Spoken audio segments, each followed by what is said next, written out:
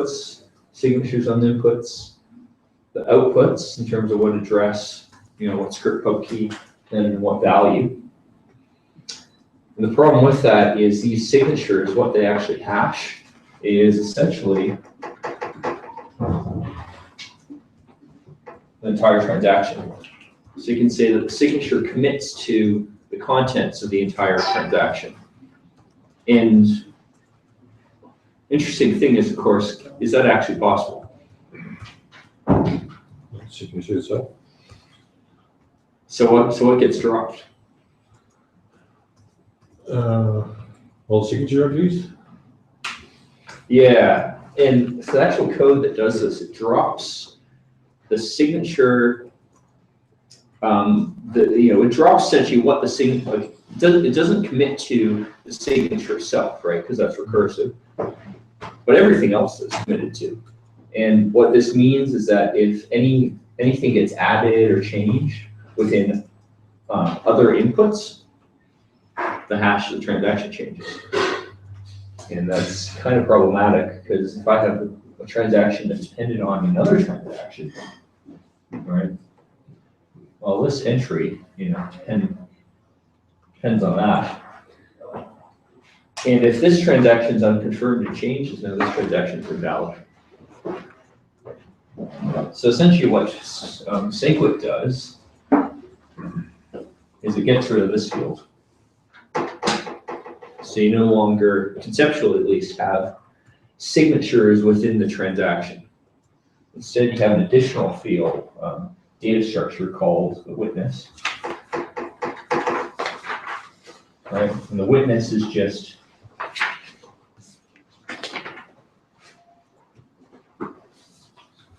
signatures, each of them corresponding to an input. And validation happens by going through each input, checking that the signature and the witness is valid, and if so, transaction checks out. And then blocks, they commit to the witness, but they commit to it separately than they commit to the transactions. Probably how Bitcoin should be done to begin with, but now we have to shoehorn it in. Unfortunately, it's not actually that hard. Because what we can do is a SegWit transaction essentially just enforces that the inputs, that the SegWit inputs are empty, or to be exact, they're deterministic. So no matter what changes, they always have exactly the same value in them. And then the signature is just going to an additional data structure that's committed to separately in the block and passed around separately when the blocks are propagated. And you can do this in a soft fork, well, because you can do a lot of things in a soft fork. Essentially, from the point of view of nodes that aren't SegWit compatible, all they see is this stuff. And there's just a bunch of transactions that spend trivial to satisfy outputs. They're just opt-true equivalent, basically. It's always true, therefore it's always allowed, therefore the validation will have passed. We don't know why people are risking their Bitcoins, but the miners who did adopt SegWit, they enforce that. And similarly, any user who adopts SegWit enforces it. So, that may be coming in like another month or so. Hard to say whether or not miners will actually support it. Some Antpool, as an example, have said that they are not going to adopt SegWit unless they see us commit to a hard fork, which good luck on that. Yeah, see how things work. Yeah, I mean, I went to the Hong Kong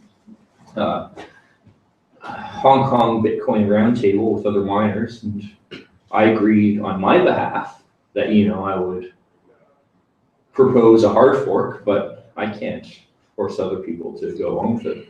And so far they've been very convinced. So just see what happens there. But my guess is, if this is released, because all this data is extra. So you proposed a hard fork? Well, so at the Hong Kong meeting we had, I agreed to propose a hard fork. But after all, that's just me and a few other guys signing. That's not Bitcoin Core. Bitcoin Core is like 30 people now or something. I mean, I can't make promises on their behalf. But you mean the hard fork to the 2 megabytes? A bit more complex than that, but yeah, essentially a hard fork. I've got my own ideas for how I think that should be done, but then the next step is still the 95% of the miners. well, that- with SegWit 95%, that's the threshold that's been picked. And basically the reason why you pick that is when these changes activate, you really want overwhelming support. You know, you don't want like a subset of miners going off and doing their own thing, creating a block, you know, creating a blockchain that's invalid from the perspective of everyone else. You know, suppose this was like 50-50. Well, we might have two parallel chains that are pretty much neck and neck. And some people would accept funds from one chain, some from another.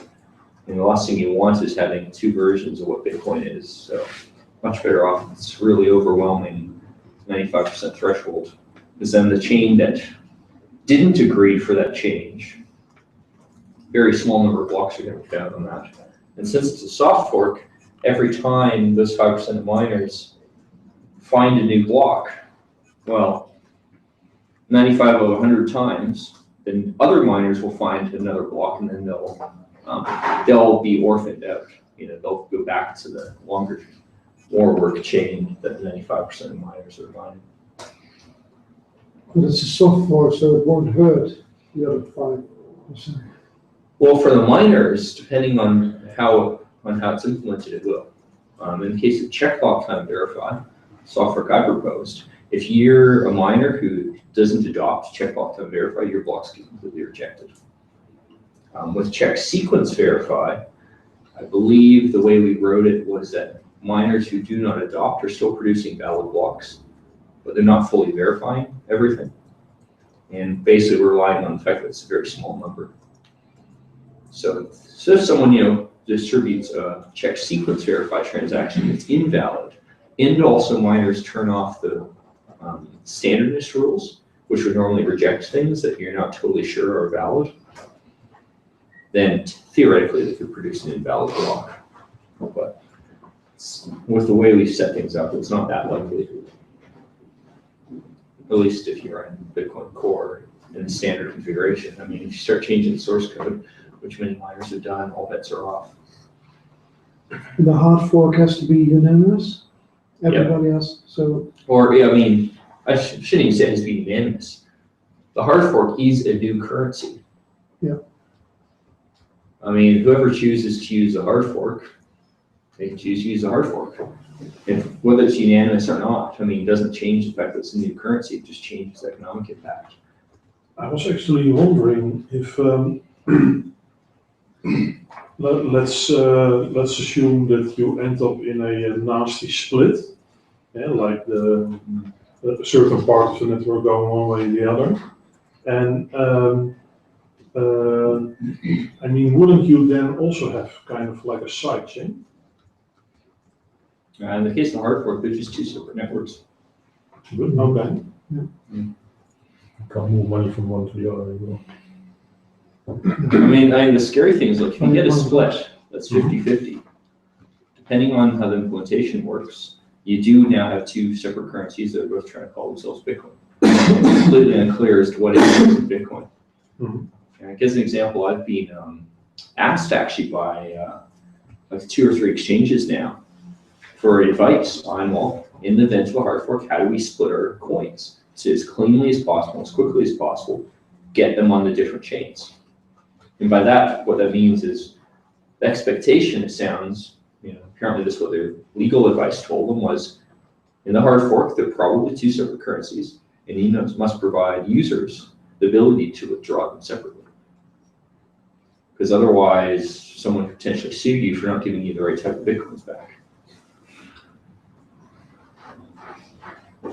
And this is like totally uncharted legal territory. God knows what any of this means. It's hard enough explaining to people like what a hard fork is, let alone, well, no, there's this really big economic implication. Mm-hmm. Particularly, you know, if this stuff fails. I mean, imagine if a hard fork gets some initial success, maybe because the miners who were against it got DDoSed, you know, off the chain. But then after that DDoS goes away, they start mining again on the original chain, and then people don't switch. You know, we've had people in the community go say, well, if miners don't go along, they're going to force them out of Bitcoin, be it DDoSes, be it blacklists, who knows? I mean, if you're taking steps like that, you don't exactly have very much consensus, and it could go either way. It's really unclear like what will or will not be the true meaning of Bitcoin. It's a very legal precedent in history. It sounds like the splitting of the Roman Empire in east and west. Yeah, it's hard to say. That's actually a good comparison, I guess, or not? The legal system should split with the currency, probably. Yeah, but I mean, the idea that there could be a split is something a lot of people don't want to admit. Right? A lot of people, I mean, you know, Gavin said this before. Like his assumption is there's no possible way you could have a split.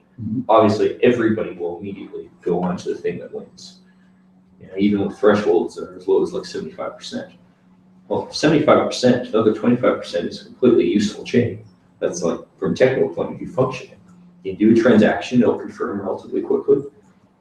You know, I mean, it looks like it works. It's quite easy to imagine people stay on that chain. The damage done will be enormous. Yeah. I don't know. I mean, it's why I personally said from a technical point of view, it makes sense to have the, you know, any kind of mining threshold be, well, have something like 95, 99% of miners promise that yes, they agree with this fork and they will mine that fork and they will not mine the original definition of Bitcoin. Because that's the kind of threshold where the original chain will be technically useless, right? And that you do a transaction, you have to wait like 100 times longer than it normally would be. That's probably slow enough that people won't use it, but it's like only 4 times longer. I mean, I can imagine doing that. Always try. Yeah, I mean, we've seen people do transactions, you know, times when blocks are being occurring slowly, so it's not really clear whether that's enough. What would be the easiest, fastest way to untangle your Bitcoins when a split happens? Well, so there's sort of 2 ways you do it. One is to use check lock to verify, where you put money in a transaction and then take advantage of the fact that the number of blocks generated on 2 chains will differ. And an even simpler way is to use end lock time. So you write a transaction that is invalid until, say, 5 blocks into the future. Well, on one chain, that invalidity will be way in the past, will be, you know, in the past. Another chain will be in the future. So it gets mined on one chain, then you double spend on the other. Yeah. And that very quickly separates them. You know, the thing you don't want to have happen is for one transaction to be valid on both sides. You want to make sure that they're invalid on one. I have some questions on this SegWit. Yeah. It's okay to you? Yeah. First one, maybe you could read them yourself because otherwise you have to. The first one is, are we talking about the same Merkle trees there? No, they're separate ones. All right. Yeah. Could you explain it, please? Yeah. A quick reader.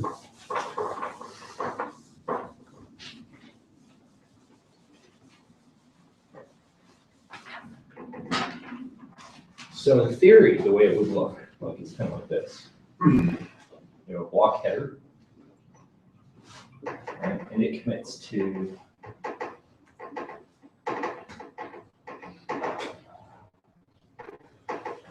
right, a tree of transactions, and then separately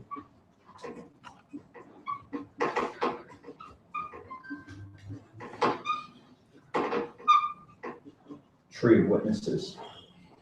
And if, I don't know, I kind of messed up that tree a bit, but.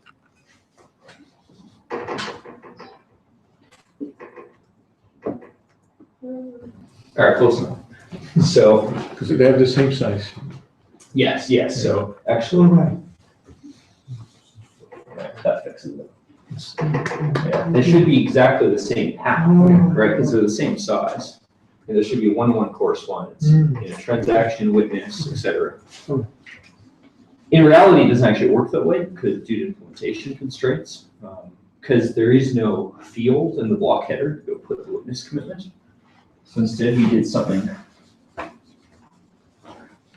slightly crazy, which is to say, the leftmost one is Coinbase. And the Coinbase, that's,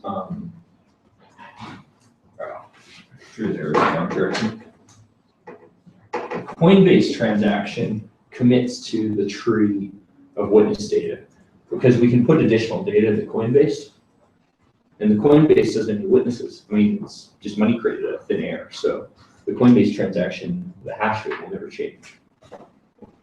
Whereas a witness, or any other transaction, the hash could change for the input signatures changing. So it's just a technical thing for how we do it. But The witness tree is inside the Coinbase transaction. committed to. Committed to. Or So the where trade is it itself actually- isn't in there, but the commitment to it So is. where is the tree itself stored? Well, basically, the serialization format for blocks themselves changed to add, one more data field to it. You have an additional data. Yeah. I mean, and that's the thing, like, there's a distinction between how things are serialized and how things are hashed. You can have many different ways of hashing things and also many different ways of serializing them. And the two aren't necessarily equivalent. Like a very extreme example is in the proof change library I mentioned earlier. It really aggressively uses the notion of pruning, where if I want to prove something about a data structure, suppose I want to prove that the third transaction in has a value output of like 1. I might go throw away everything, but the absolute bare minimum to go prove that value. So the serialization is very small. The data it commits to is very big, but you only wanted to know one thing about that data, therefore everything else can be thrown away. Similarly, like if you wanted to prove that this transaction corresponded to that witness, well, you would say, all right, I need the transaction, I need the witness, but to prove the commitment to the witness, I also need a Coinbase. And now the data I will serialize is this, which is completely not confusing at all.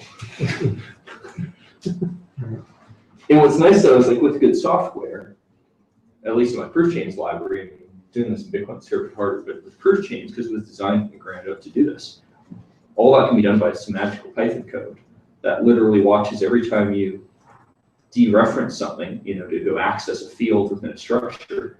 Behind the scenes, it hooks into Python's method dereferencing stuff, or object dereferencing, to figure out, all right, what data did you need? All right, mark that as needed. Everything else doesn't get needed. When it goes serialized, it will walk through the objects and says, all right, needed that, didn't need that, didn't need that. And discards everything that you don't need. And you could do this with this too, but someone's got to write a whole lot of software to make it easy. Could you give a definition of serialization? What is it exactly? Like,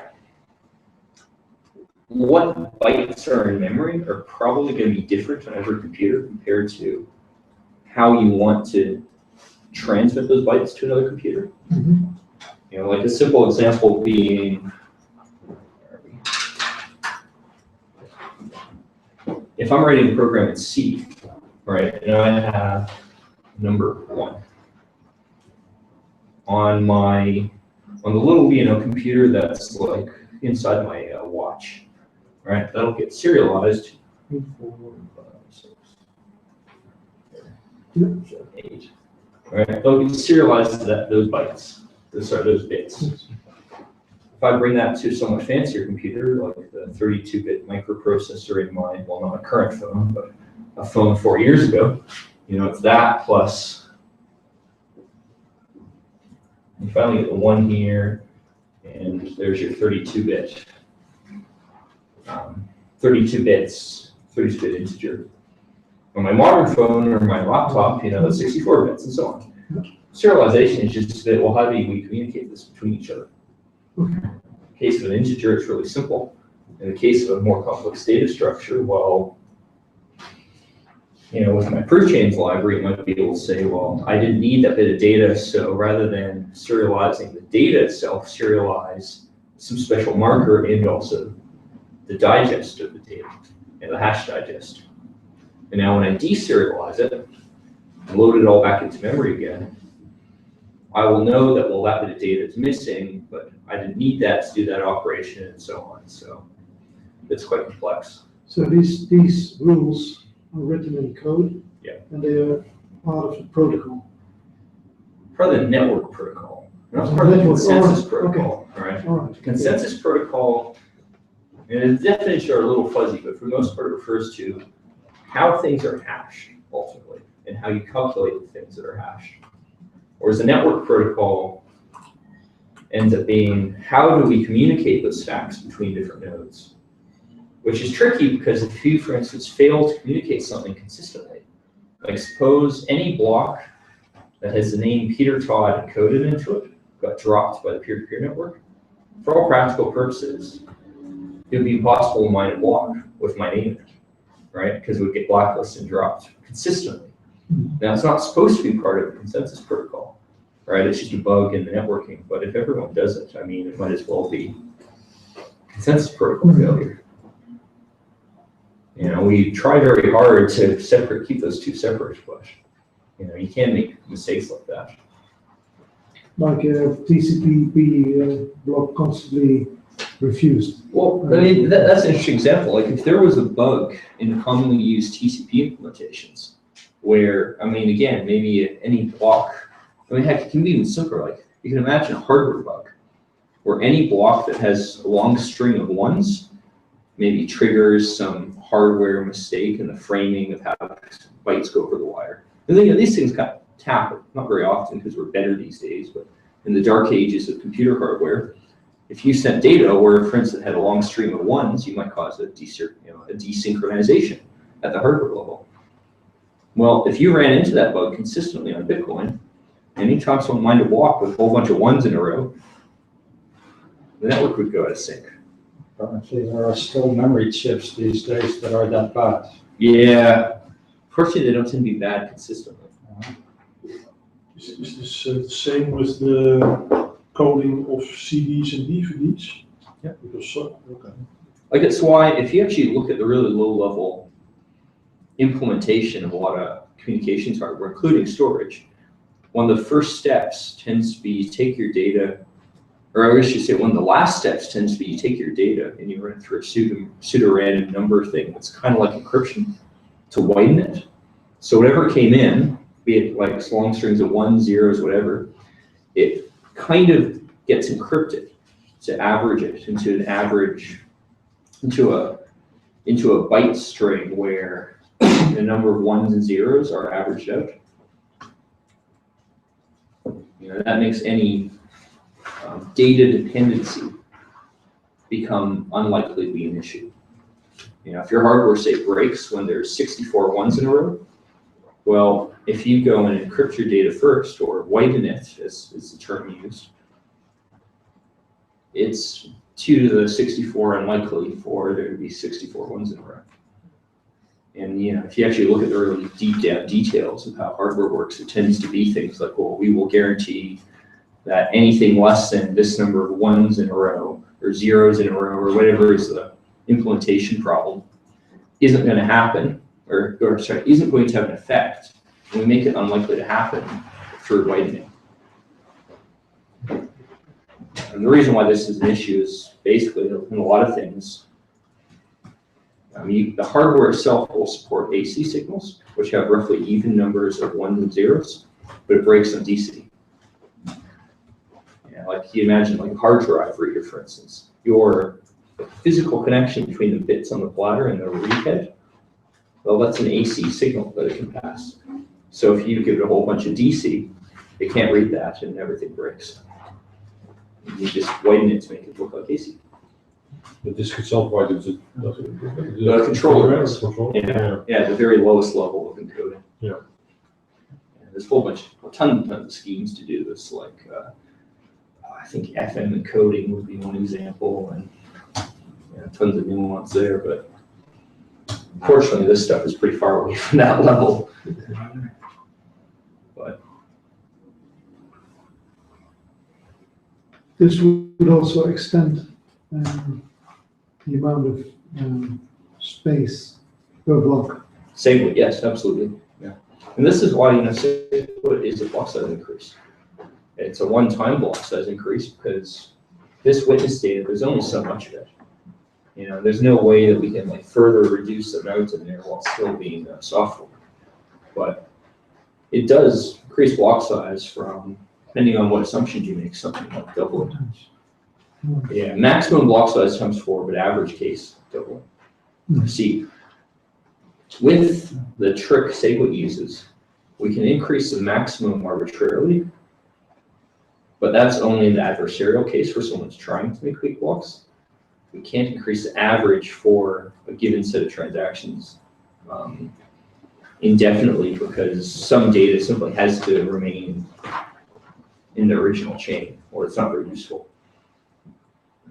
If your client, right, is not SegWit upgraded, it still needs to know where the money came from, where it went to. Well, right there, how much extra data do you have? Witnesses only have so much extra data. We saw in history that the relative signature space has become bigger. So what? Right? For example, we're using multi-signature more than we used to a year ago. So we have Oh yeah, absolutely, yes, yeah. And if people had a common need for like 100 of 100 signatures. So the SegWit more might help multi-sig a lot. you use, the more benefit you have. Yeah. Okay. But also without multisig, right? If you have the more inputs you use, the more benefit you get as well. No, because, well, It's tiny bit. yeah, it's a linear benefit, right?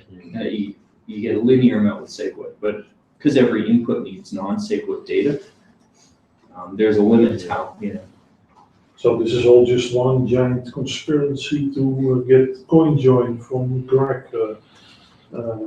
Well, no, the giant conspiracy isn't SegWit. It's signature combining. Because something you can do with something called Schnorr signatures, which is an alternative to ECC, is if all of us get together and we each have a pub key, if we were trying to make multi-sig out of that, normally we'd have to have a dozen pub keys. But with Schnorr, we can actually add the pub keys together. And when we go to create the signature, we can also then add the signatures together. Well, with CoinJoin, what are we doing? Well, we're having one thing signed by many different people. And with Schnorr, we still have to have the pub keys listed, but all those signatures get combined together, and now CoinJoin actually is cheaper than not using CoinJoin, right? Because the bigger the transaction is, the more signatures get combined into one. But what gets, is there one giant signature for all the signatures, or? Well, that's the thing. There is one signature, but it's not giant, right? Yeah, it's the okay. same size. It's the Yeah. the grandfather of all signatures. Yeah.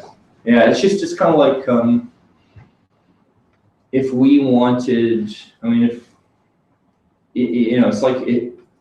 I guess what I put is because it's additive, the two signatures added together take just as much data as each signature individually, due to the way the math works. I believe, technically speaking, it's because it's a modular operation.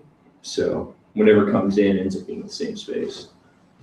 That makes having CoinJoin cheaper than not. But if you that giant signature is it somehow, can you derive the original signatures from the giant signature? No, Okay. which does have implications. Like if you want to use multi-sig because you want to determine who screwed up and who got hacked, Schnorr doesn't help you. Because with Schnorr, when the coins get, say, illegitimately moved, you can't figure out why. Right? Because all that information about who actually signed is now combined together into this one. Yeah, so in other signature. words, the extra anonymity also anonymizes the guy who screwed up, say like that. Yes, yeah. whether or not on purpose. Which in the case of CoinJoin doesn't really matter for Yeah, most people, but if you're a corporation and you need auditing controls, it may matter to you. But there are other potential ways to go get that same benefit. We actually spent like half the day in Zurich at the core dev meeting talking about this stuff. And, but there's a really interesting version of this where you can, using a slightly different crypto scheme, you can actually have anyone combine the signatures. So if I authored a transaction, anyone in this room could take their transaction and add it to mine in such a way that the result can't be decomposed. And the really extreme version of this means that miners could take all the transactions together, add them into one giant transaction with inputs and outputs. It's all secure. Money goes in the right places, but there's no way to figure out who sent who what. All you know is just a ton of inputs were spent, a ton of outputs were But created. that is kind of like how banks actually work at the end of the day. Yeah. Okay. Yeah. It's why for someone external to the bank, they don't know what's going on inside the bank. And in this case, someone external to the block, they wouldn't know what's going on inside the block. Which improves privacy quite a bit. So the complete block would have only one signature. Yeah, one signature, many inputs, many outputs. And you would have no way of knowing for sure what anything was doing inside. And Also, all like a this, complemental CoinJoin. and all this doesn't add any centralization. Yeah, no centralization, and also with this scheme, it's way faster, right? Because verifying the one signature is just as fast as verifying any other signature. So you only have to verify it once rather than verify thousands of signatures. And smaller too. But I mean, it needs some collaboration, I guess, somehow. With Schnorr you do, with BLS signatures you don't. With BLS? Yeah, I think I have the term right, but it's a somewhat different crypto system based on pairing cryptography. Mhm. And basically, it just has a property that anyone can add two signatures together. Don't ask me how, but it does. But you Yeah. can have a problem with SPV, and you can't really prove Oh. one transaction anymore, right? Or Well, SPV would still be fun because you can construct it so that an SPV node, rather than getting an entire transaction, you would get part of a transaction using this kind of pruning. yeah. But if you have only one signature, you can't verify the signature anymore. The Well, SPV node- doesn't verify yeah, doesn't anything anyway. anyway, yeah. SPV nodes don't actually have the right data to verify signatures because while they have the signatures, they don't have the pub keys associated with it. Okay. So they can verify the signature correct, but they don't know what it was correct for. Which is really rather useless. Yeah. So That's the 21 million. SPV, SPV mining you're talking about now. No, wallet. Wallet. So an SPV wallet just, it does some checks and it considers if the checks are right, then it probably is right. Like currently SPV wallets, they just don't verify signatures at all. It's pointless for them. It just depends on the proof of work, actually. There's nothing useful that they can verify.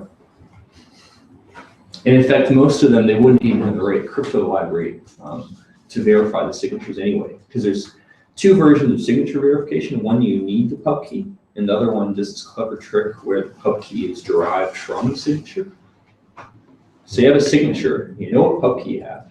The second form can extract the pub key, and then you can check that the two are equal to what you were expecting.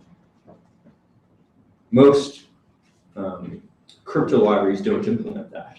So the check sig function can't even verify the signature by itself. And obviously if you don't have that data, then there's just no problem. Quite useless. Can you tell a little bit more about the Zurich?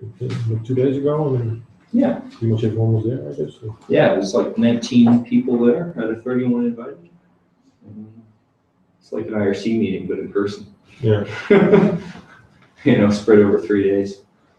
But isn't that kind of centralization? Yes, Okay. but Bitcoin Core is a centralized project. It's a bunch of people choosing to work on something. I mean, it's the thing, like Bitcoin protocol and Bitcoin Core are not the same thing. Mhm. Bitcoin Core software that people choose to run because it has a good reputation, seems to do what it's meant to do. Bitcoin protocol can be influenced by all kinds of things.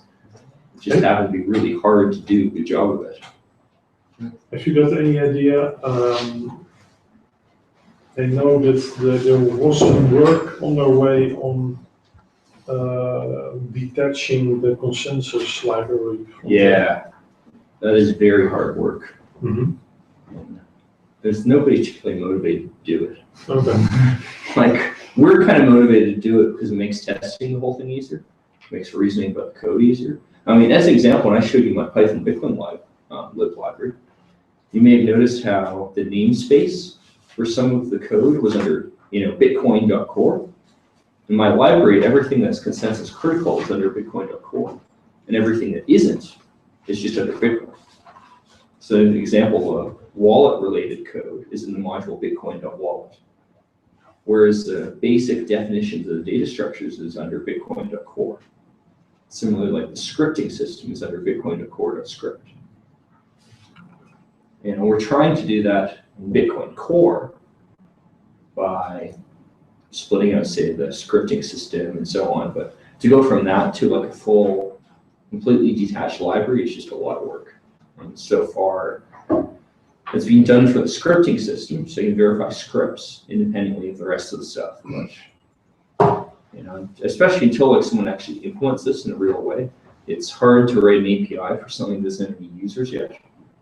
But even we had the hard fork in 2013, the 0.7, 0.8 version. Well, that's a good example of why it's hard to do this. Is that hard fork was basically caused by a difference in the database backend. And it's quite hard to come up with good ways of interfacing to, for instance, generic databases. Or the other alternative is you just make the lib consensus include a full copy of local DB. It was an unintentional, wasn't it? Yeah, and also arguably it wasn't even a hard fork because it didn't happen consistently. Not all machines actually forked, and it also depended on exactly what order you received blocks in. But isn't that exactly a fork? Or not actually one fork? Well, it's a fork, but it's not a consistent hard fork, right? The way I would put it is Bitcoin was broken.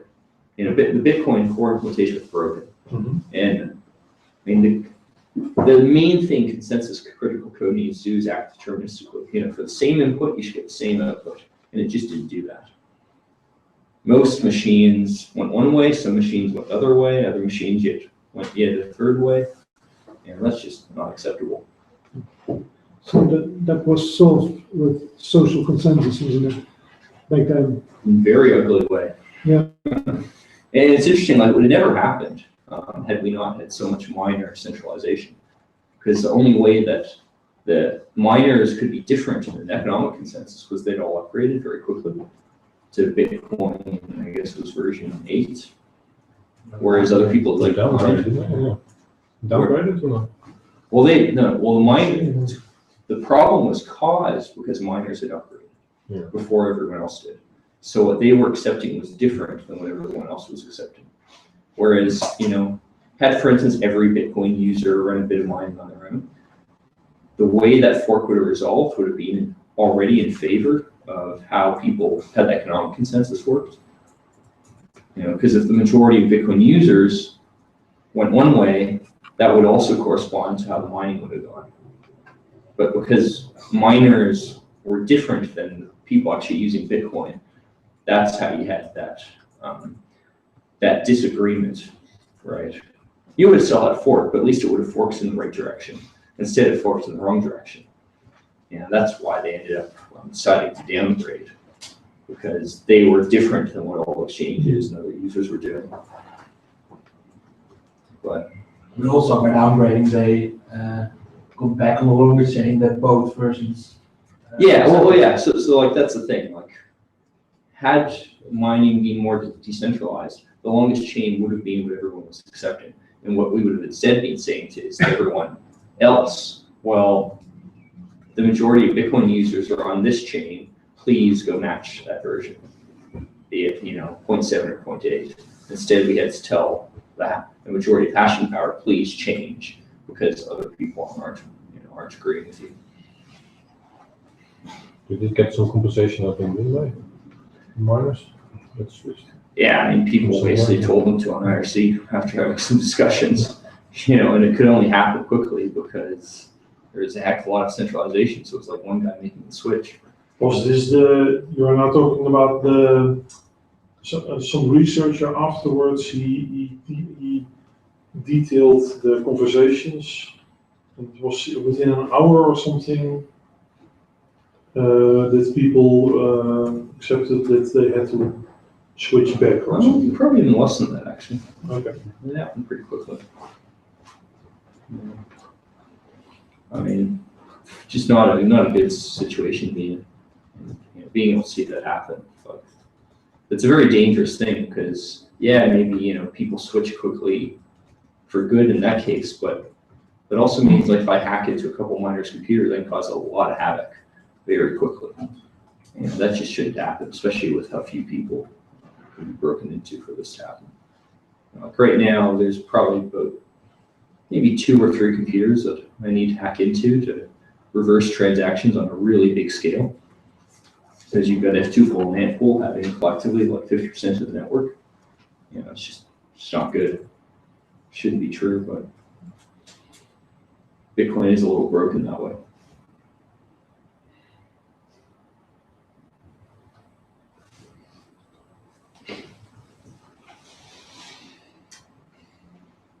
Anything else interesting in Zurich? Yeah. A lot of progress? Or?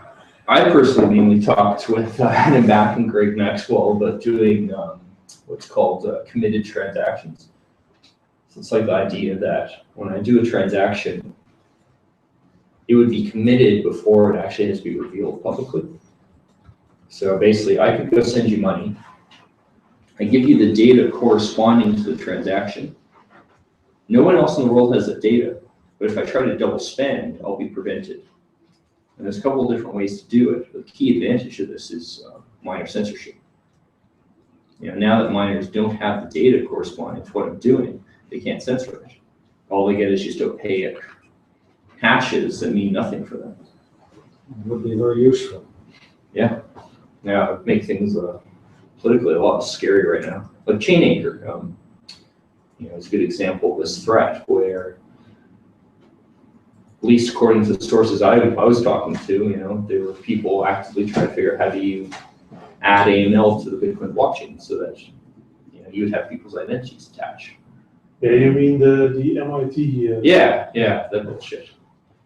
And that kind of thing. Well, with committed transactions, you just wouldn't have information needed to go reject transactions on that basis. It's not perfect because the miners could, of course, ask people to give the data when they broadcast a transaction. But at least now, if the court tries to tell a miner to do that, they can say, well, we don't have the ability to. Everyone needs to change the software. And that's a much better protection than, we'll just run a couple lines of code, but we don't want to.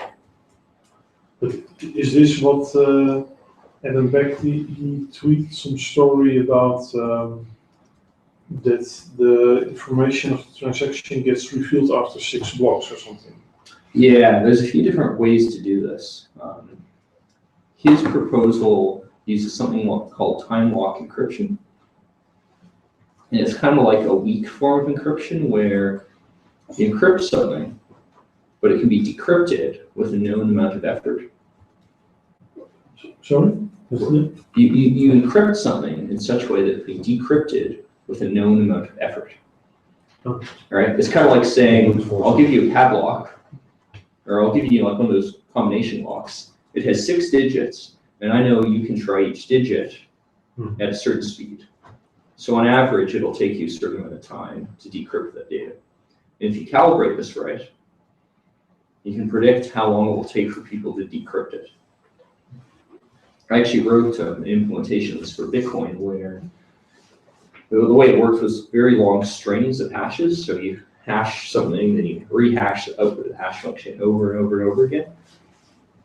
And what's neat with the long strings is you can cut the strings up, right, into sections. can compute those sections in parallel with, say, like 50 computers at once. And then you encrypt the input of one section with the output of another section, and then give the public just a beginning point. And now nobody else has the ability to do this in parallel because they have to find the endpoints of each section to start on the next section. And then the last thing I did was I made the endpoint correspond to a Bitcoin private key. So when you complete a section, now you have a reward. You can go spend some Bitcoins, right? And you get a reward for completing it. So I've incentivized people to solve the problem, and I've forced them to publish the answers to the problem. And now I know how fast people are decrypting the time block. And I've incentivized everyone in the world to decrypt it for me. And long story short, well, suppose I want to have some data, publish it, but only have it revealed in, say, a year. I'll do a year-long time lock. I can estimate how fast people can decrypt these things by similar time locks, and I have a pretty good guarantee that, at least this won't be decrypted for a year. And I, in fact, just wanted to use that on a big scale so that when you put an encrypted transaction that was committed to in the blockchain, it was guaranteed to be made public and therefore added to the consensus. I would argue you don't necessarily need to do that. Just passing it from one person to another is fine, but there's a whole bunch of trade-offs there.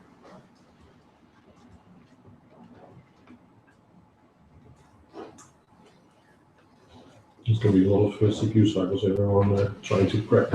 Yeah. Well, Greg Maxwell had a neat idea where you would make the problem of decrypting these time locks essentially be your proof of work for a crypto scheme. So you do both simultaneously.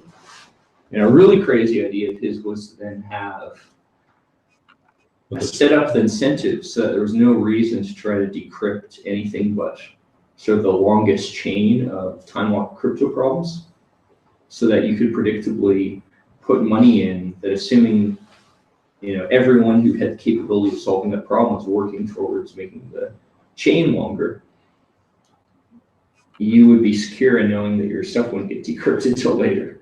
Very, very convoluted scheme, but maybe it'll work. So kind of like a proof of stake. Well, I'd say I like it though, because it still work, right? Yeah. You're still burning energy. Yeah, that's what you like about this, you mean? Well, so what I don't like about proof of stake is not really clear if it actually comes to consensus, right? Because people who sign blocks in proof of stake, they can always change their mind later. Sorry, can could you repeat it?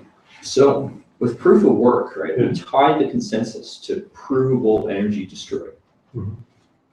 So if you want to change history after the fact, there's no way to do it other than by destroying more energy, right, which is provably expensive.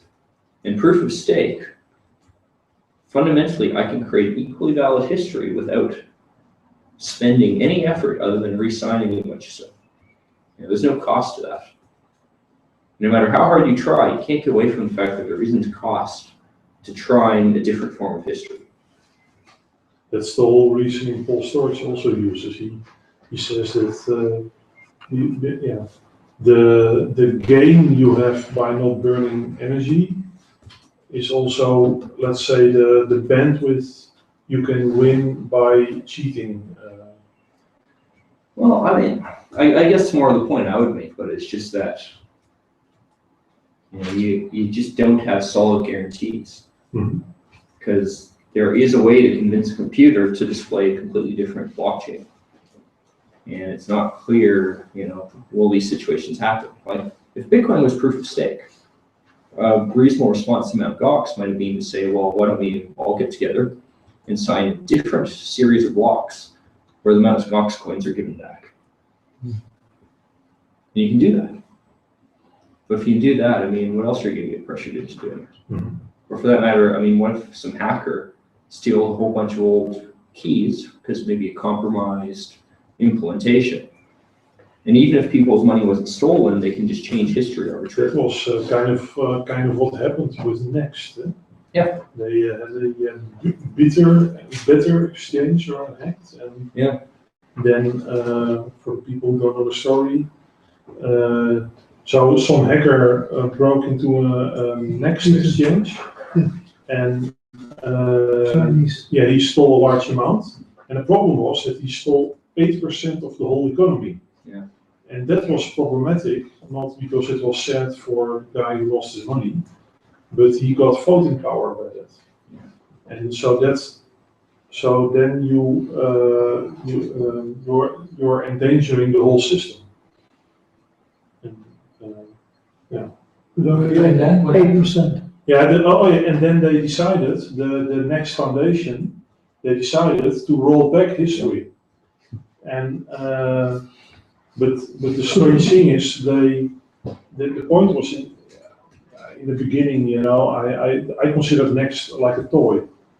And so, I think, you know, things can happen with toys, but they're not being very public about it. And that is what makes me not trust it. That's why. Yeah. Cool, didn't know. Really? You didn't know? Because this is a Dutch foundation. Okay.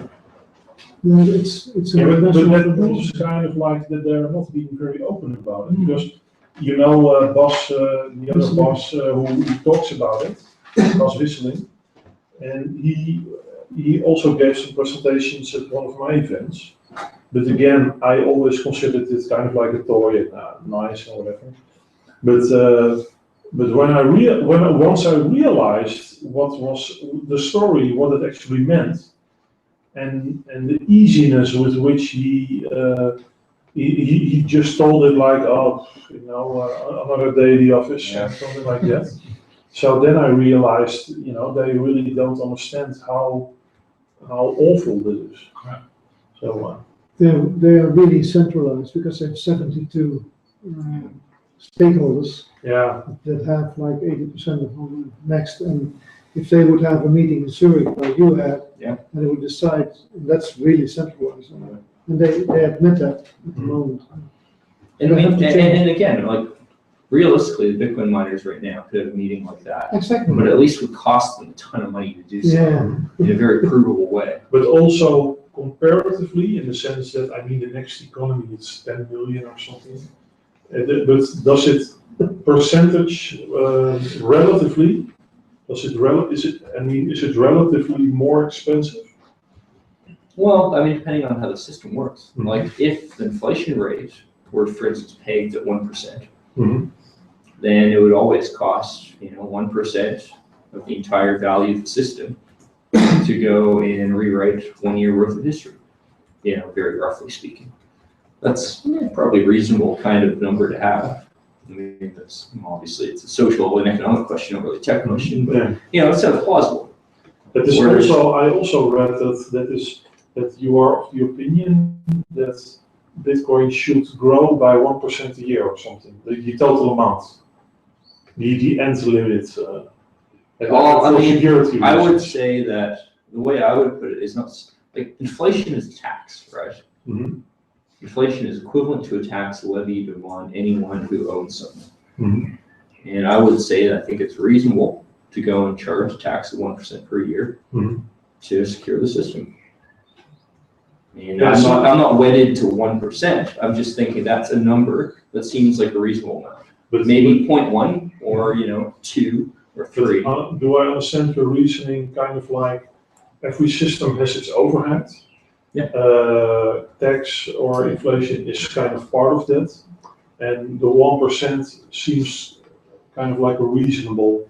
Yeah, it's a number that's low enough.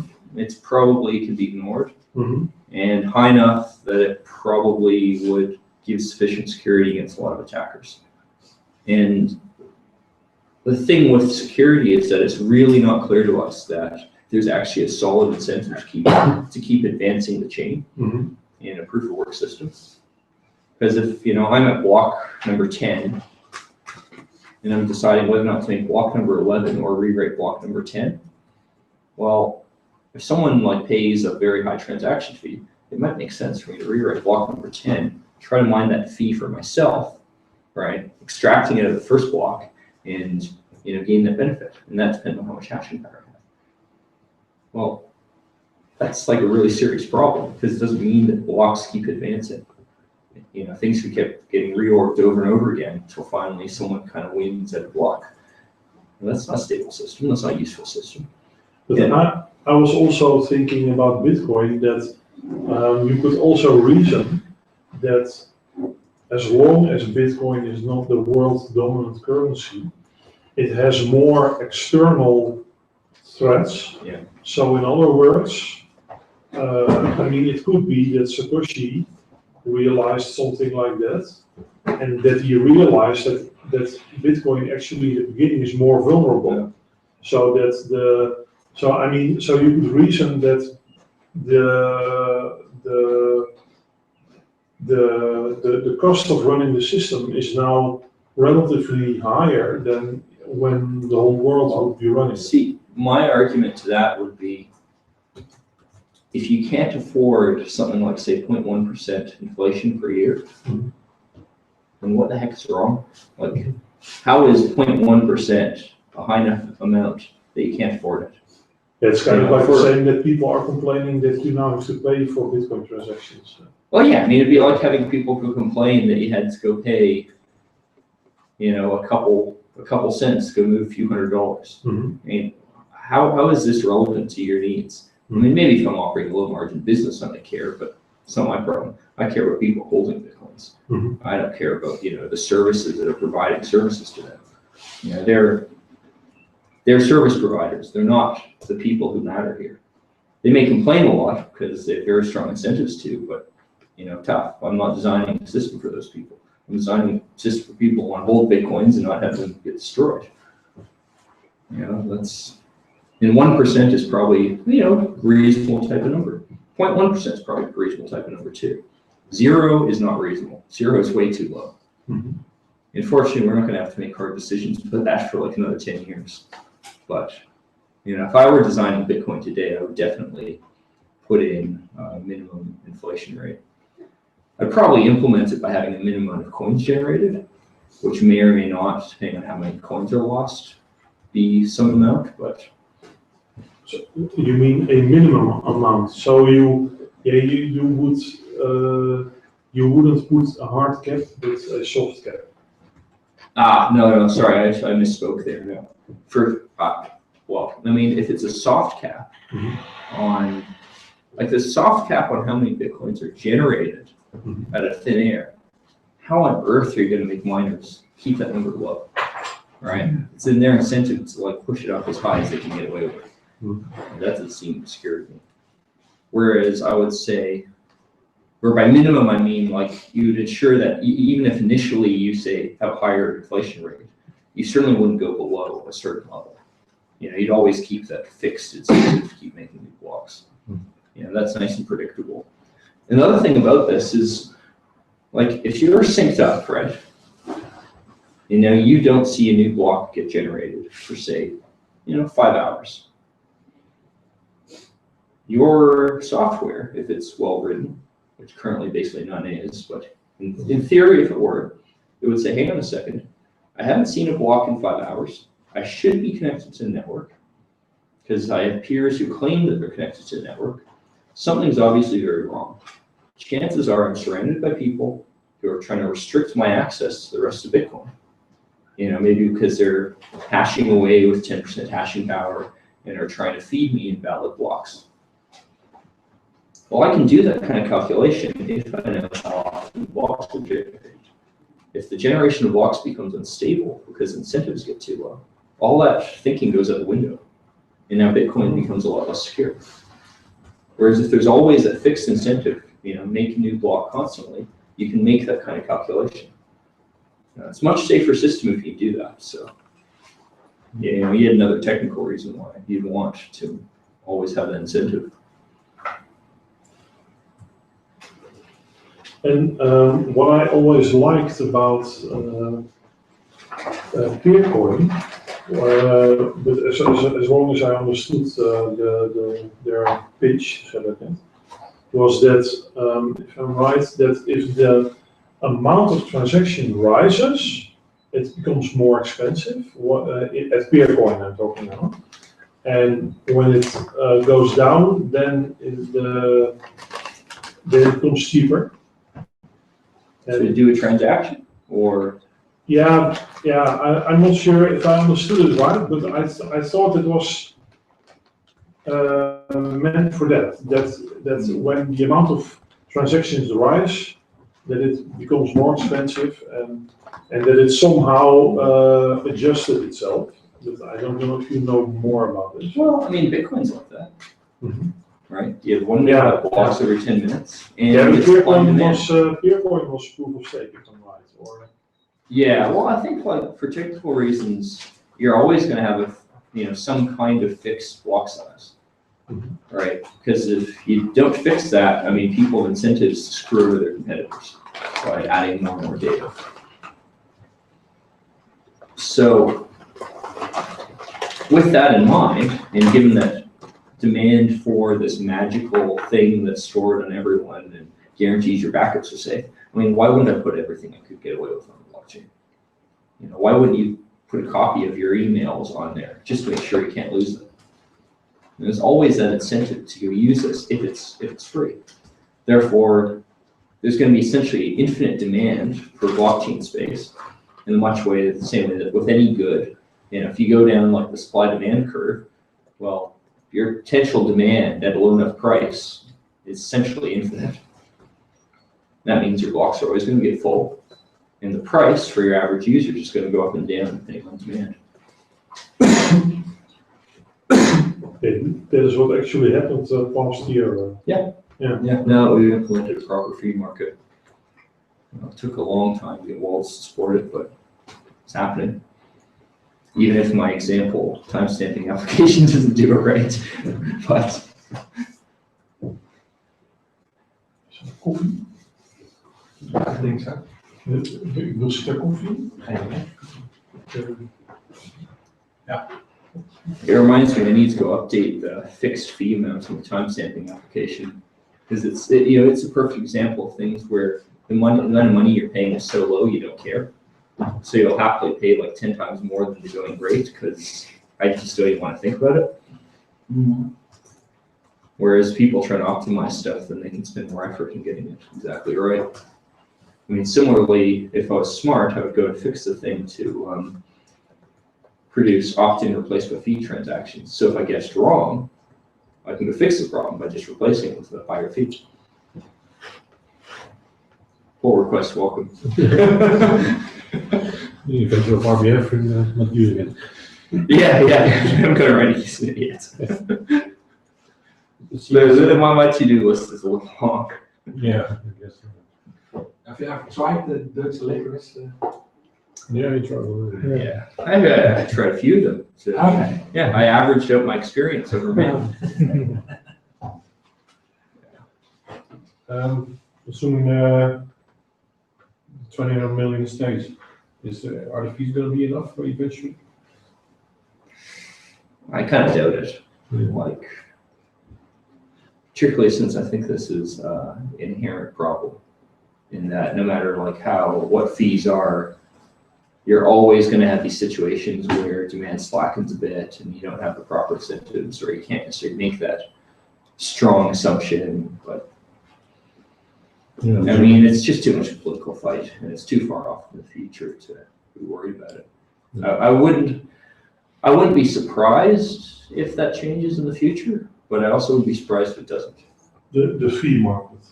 Well, like the 21 million one. Oh, yeah. Equally, like it may be, if we actually implement that kind of change, it may be done in a way that for marketing reasons, it isn't changing the limit. For example, you could confiscate old UTXOs, which has its really, really nasty implications on itself, but that might be what happens. More likely, I mean, if you go far in the future, Bitcoin isn't going to exist, and like Bitcoin 3 is going to exist, and at least totally different. But it's going to be like after a few hard forks, and one of the hard forks is going to be changing. Yeah, that's probably like 10 years down the road. Yeah. I mean, after all, in the long run, the sun explodes and we all die. Not necessarily in that order.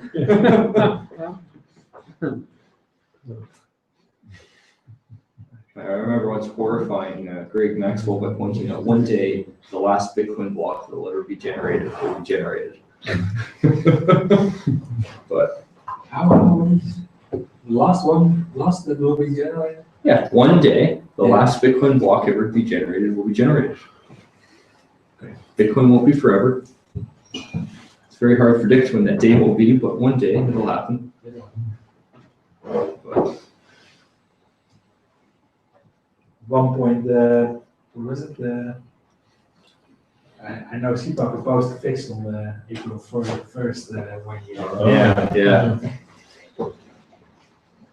Well, I mean, similarly, like my own check lock time verify, it breaks in a very hard way around 2106.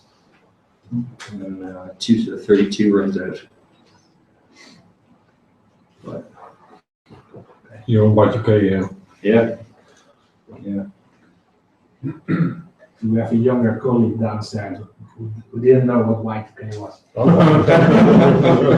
Wow. Still a darkest back then. Yeah. 2038 is the next.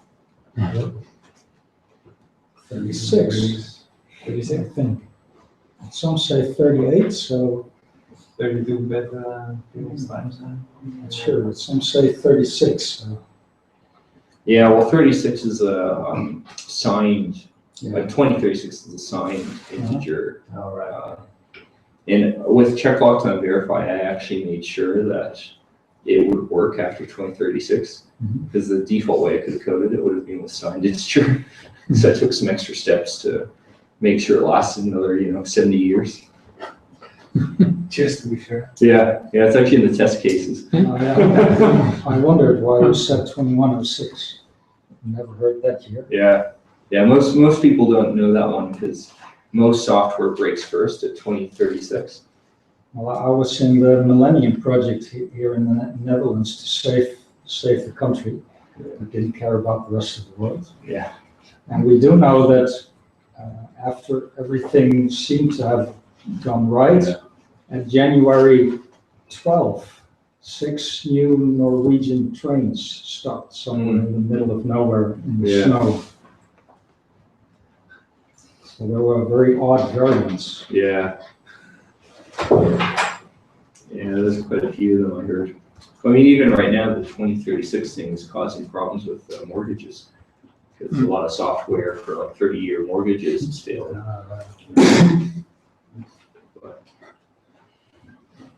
Well, maybe we'll take a break. Yeah. Good.